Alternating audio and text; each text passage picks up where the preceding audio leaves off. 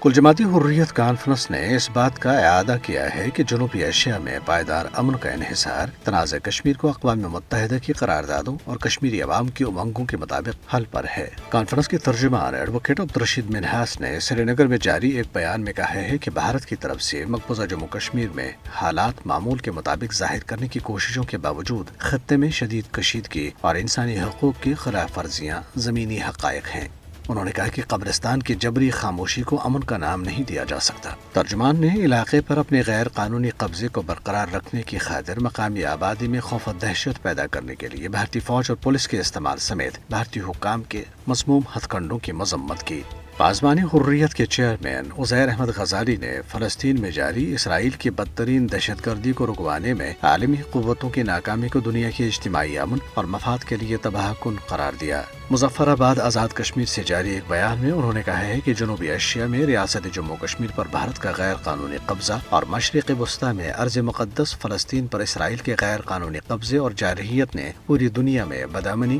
محرومی اور ناانصافی کو رواج دیا ہے۔ دریاسنا مقبوضہ جموں کشمیر میں مختلف جماعتوں کے رہنماؤں نے ہندوتو حملوں کا متحد ہو کر مقابلہ کرنے کی ضرورت پر زور دیا ہے۔ نیشنل کانفرنس کے صدر فاروق عبداللہ نے بی جے پی پر تنقید کرتے ہوئے کہا ہے کہ وہ عوام کو گمراہ کرنے کے لیے جھوٹ کا سہارا لے رہی ہے، جبکہ ان کے فرزند اور پارٹی کے نائب صدر عمر عبداللہ نے دفعہ 370 کی بحالی کے لیے جدوجہد جاری رکھنے کے عزم کا اظہار کیا۔ کانگریس کے رہنما پروفیسر سیف الدین سوز نے جموں کشمیر کی خصوصی حیثیت کی بحالی کا مطالبہ کرتے ہوئے کہا ہے کہ خصوصی حیثیت 5 نومبر 1952 کو کشمیر کی دستور ساز اسمبلی اور 24 اگست 1952 کو بھارتی لوک سبھا میں کافی بحث و مباحثے کے بعد دی گئی تھی۔ انہوں نے خبردار کیا ہے کہ کشمیر کی خصوصی حیثیت سمیت ماضی کے دیگر معاہدوں کو نظر انداز کرنے سے خطے میں سیاسی کشیدگی پیدا ہو سکتی ہے۔ ادھر مشرق وسطی میں بڑھتی ہوئی کشیدگی کے باعث ایران میں زیر تعلیم کشمیری طلبہ کو مختلف مسائل کا سامنا ہے۔ ایران اور اسرائیل کے سفر کے حوالے سے بھارتی حکومت کی جاری کردہ ایڈوائزری سے سینکڑوں کشمیری طلبہ کے لیے غیر یقینی صورتحال پیدا ہو گئی ہے۔